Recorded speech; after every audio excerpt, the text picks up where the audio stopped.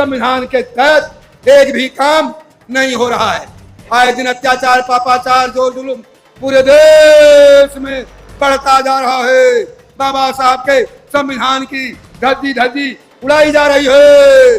जो लोग भी संविधान के दायरे में रह के आवाज बुलंद कर रहे हैं, उन्हें फंसाया जा रहा है, मरवाया जा रहा है, कटवाया जा रहा है, धमकाया जा रहे हैं।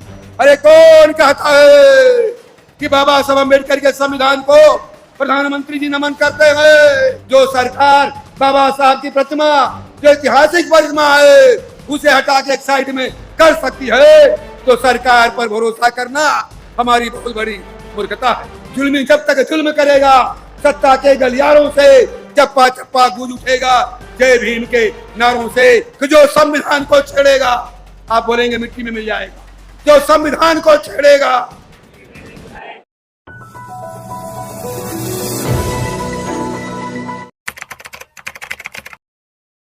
जब से इंसाफ का गठन हुआ है, इंसाफ तो छोड़ो, इंसाफ तो छोड़ो, जब से बामसेब का गठन हुआ है, उस बामसेब की दरी बिछाने वालों में से अरविंद कुमार गौतम आपके सामने खड़ा है। मैं झोपड़पट्टियों में रहता हूं, लेकिन जब से बामसेब बना, उस दरी को बिछाने वालों में से मैं हूं।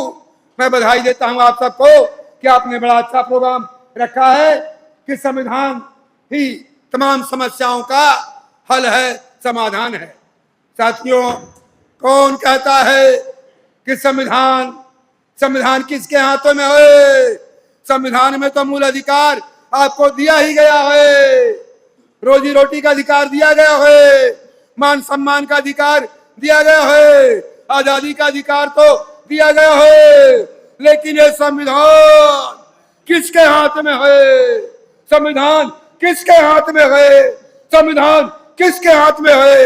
इसके लिए दोषी हम हैं, आप लोग दोषी हैं, क्योंकि संविधान हमने मनु के मानने वाले चाचा के हाथ में दे दिया है, दाढ़ी बाबा के हाथ में दिया है। अरे बैंक लूट कर नीरज भागा, सोता चौकीदार। बैंक लूट कर नीरज भागा, सोता चौकीदार। कुछ भी पूछो ये कही उत्तर, नेहरू जिम्मेदार, कबीरा सारा रारा, कबीरा सारा रारा। यहाँ तो सरकार कबीरा सारा रारा कर रही है। संविधान के तहत एक भी काम नहीं हो रहा है।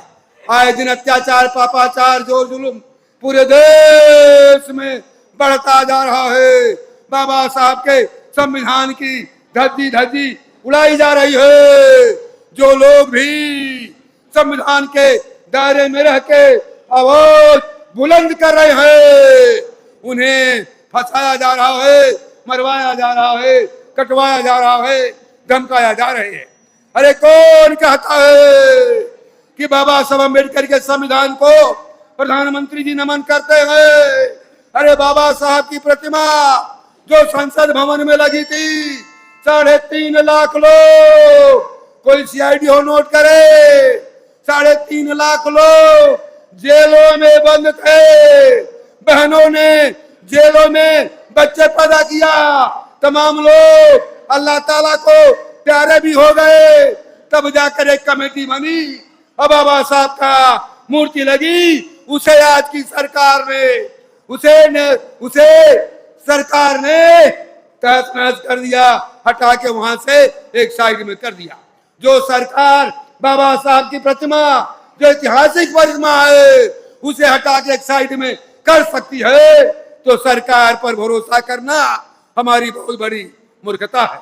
साथियों, इंसाफ का आंदोलन तेजी से चल रहा है, आगे बढ़ रहा है। अभी बीच में थोड़ी रुकावट हो गई थी, उसके पीछे यही राज था कि जगह जगह आंदोलन चल रहा था, तमाम सामाजिक संगठन आंदोलन चला रहे थे, चाहे मूर्ति का आंदोलन हो, चाहे किसानों का आंदोलन हो, चाहे छात्रों का आंदोलन हो, चाहे रितु सिंह प्रोफेसर के साथ जो अत्याचार पैदा हुआ, पापाचार हुआ, वहां आंदोलन हुआ। तमाम आंदोलन में इंसाफ का संगठन तन से मन से डटा रहा, डटा रहा, डटा रहा। उसी कड़ी में मेरे जैसे लोगों को भी जेल में बंद कर दिया गया। तो हमने कहा कि जब तक जेल में चना रहेगा, आना जाना बना रहेगा। जब तक जेल में चना रहेगा, आना जाना बना रहेगा। हमने कहा जुल्मी जब तक जुल्म करेगा सत्ता के गलियारों से चप्पा चप्पा गूंज उठेगा जय भीम के नारों से, जय भीम के नारों से। इधर बड़े बड़े विद्वान लोग हैं, विषय के ऊपर अपनी बात रखेंगे। हम तो गरीब आदमी हैं, हम तो वही बात करते हैं कि आंदोलन को तेज करो, आंदोलन को आगे बढ़ाओ, क्या करना है।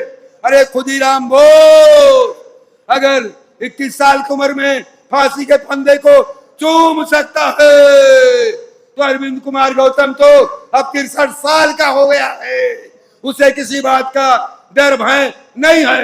आंदोलन चलाइए। जब दो लोग पार्लियामेंट में इतनी व्यवस्था होने के बाद भी पार्लियामेंट में घुस करके धुआं धुआं कर सकते हो तो मोदी की सरकार को बताना चाहता हूं कि जो संविधान को छेड़ेगा, आप बोलेंगे मिट्टी में मिल जाएगा, जो संविधान को छेड़ेगा, जो संविधान को छेड़ेगा, जो संविधान को छेड़ेगा।